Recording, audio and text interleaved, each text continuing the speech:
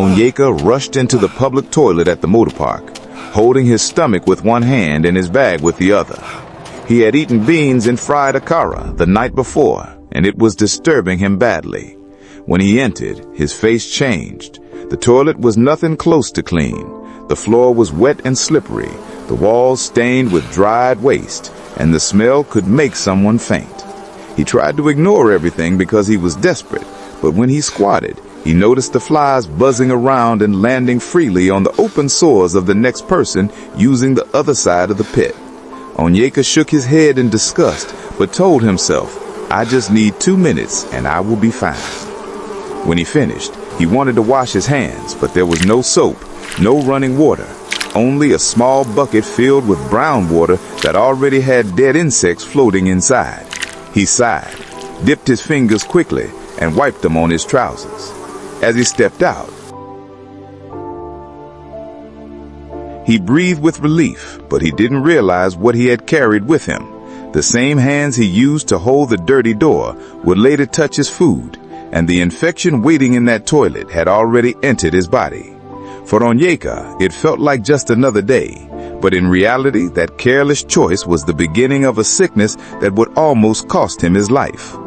By the next morning, Onyeka's stomach pain had doubled. He thought it was just the beans, but after visiting the toilet 4 times before noon, he knew something was wrong. His boss at work frowned because Onyeka kept running to the restroom, sweating and weak. At lunchtime, he forced himself to eat rice from a food vendor, but minutes later he vomited behind the shop. People looked at him with pity, some whispering, "This man must have cholera." Embarrassed, he wiped his mouth and staggered back home, ignoring their words. His pride could not let him admit that one careless visit to a public toilet might have been the cause of his misery. That night, he felt his body burning with fever. His bedsheet was wet with sweat, yet his teeth chattered from cold.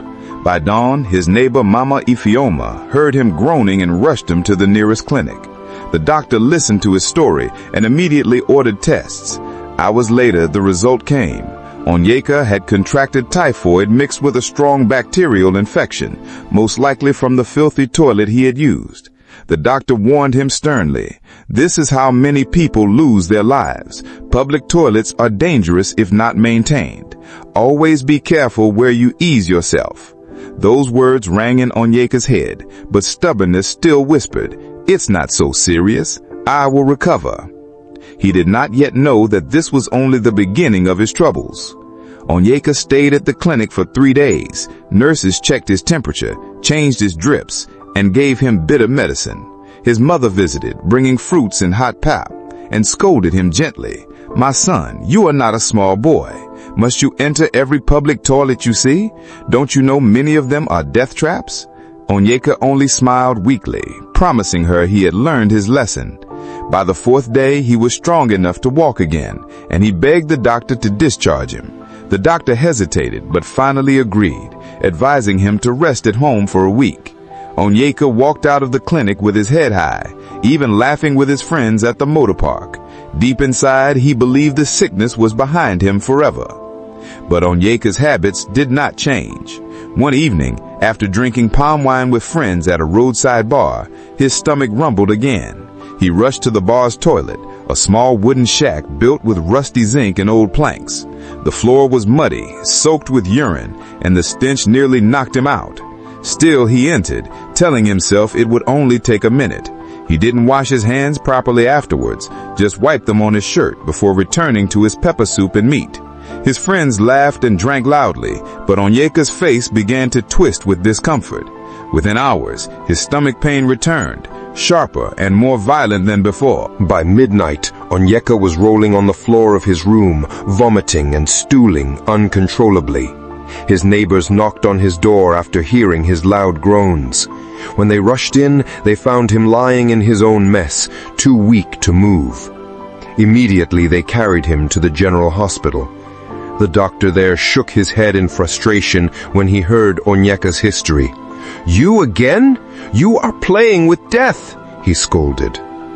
Onyeka's body was dehydrated, his lips cracked and his eyes sunken. This time, the infection had spread deeper into his blood.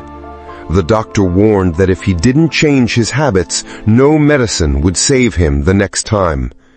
Onyeka listened silently, but in his heart, pride still told him, "I will be fine."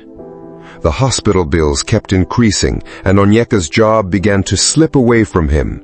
His boss sent a message, warning that if he didn't return soon, someone else would take his position. Friends who once joked with him stopped visiting, tired of his constant borrowing to settle medical bills. Even his mother grew weary, though she still prayed for him every night. As Onyeka lay on the hospital bed, he began to realize that his sickness was not only draining his body, but also destroying his life. Yet he was too ashamed to admit that all this had started because of a single careless decision to use a filthy public toilet. One day, while lying on his hospital bed, Onyeka overheard two other patients discussing. One man said he lost his younger brother to cholera after the boy used a public toilet during a long journey. The man's voice was heavy with grief as he described how his brother vomited non-stop until his body gave up. Another patient added that his cousin caught hepatitis from sharing dirty restrooms in the city. Their stories sank deep into Onyeka's chest. For the first time, he began to feel a sharp fear that maybe his own end could be near. He stared at the ceiling, whispering to himself, "So this is how people die, because of one careless act." That evening, the doctor walked in with a stern look. He explained to Onyeka that if he wanted to survive, he had to stop being careless.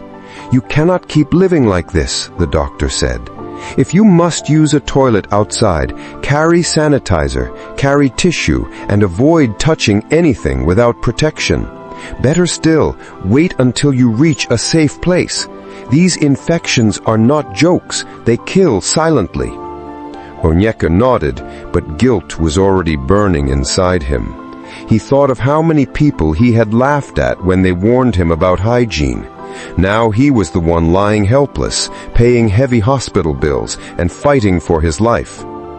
When Onyeka finally left the hospital, he tried to be more cautious, but temptation always waited for him. One afternoon, he was traveling to his hometown for a family meeting. Halfway through the journey, the urge to ease himself struck again. The bus stopped at a small market, and there was only one public toilet nearby. The structure was so bad that even the flies refused to leave it alone. He stood at the entrance, sweating, his stomach turning. Other passengers rushed in and out, holding their noses. In his mind, a battle began. Should he go in, or should he hold it? He remembered the doctor's warning, but the pain in his stomach pushed him forward. By the time Onyeka came out, he felt lighter, but he had also touched the rusted door, leaned on the stained wall, and used the same water bucket everyone else had dipped their hands into. He brought roasted corn and pear from a roadside cellar and continued his journey. Hours later, sharp pains returned, this time worse than before. He bent forward in the bus, clutching his belly. Sweat poured from his face, and passengers begged the driver to stop. They laid him down by the roadside until another vehicle carried him to a nearby clinic. The nurse there looked at him and sighed. "Young man, you are playing with death. Why don't you respect your body?" Onyeka's life began to fall apart gradually. His employer finally replaced him with another worker because of his frequent sickness. The little savings he had were gone, all spent on medicines and hospital bills.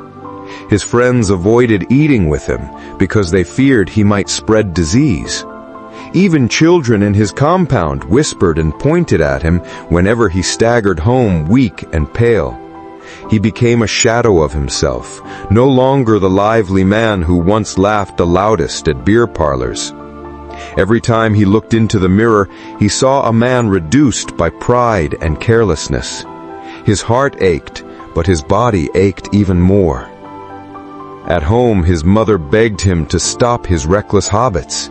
She would cry, reminding him of how many warnings she gave since his childhood about cleanliness. "Onyeka, my son, are you not tired of suffering? "Must sickness be your teacher before you learn?" she asked one evening, her eyes swollen with tears. Onyeka lowered his head but said nothing. Deep down he was ashamed, but he did not know how to break free from the carelessness that kept dragging him back. He thought it was just a little thing, yet that little thing was slowly eating his life away. Months later, Onyeka attended a friend's burial. The young man had died suddenly after suffering severe diarrhea that no doctor could control. People whispered that he had eaten contaminated food and used dirty restrooms too often. Standing by the coffin, Onyeka's body shook. For the first time, death looked him straight in the eyes. He could not stop thinking, that could have been me. That could still be me if I don't change. That night he sat alone in his room, remembering every dirty toilet he had entered, every careless bite he had taken, and every warning he had ignored. He felt anger at himself, but also fear of what might still come. Determined to change, Onyeka started carrying sanitizer in his pocket everywhere he went. He avoided eating food outside unless he could wash his hands properly.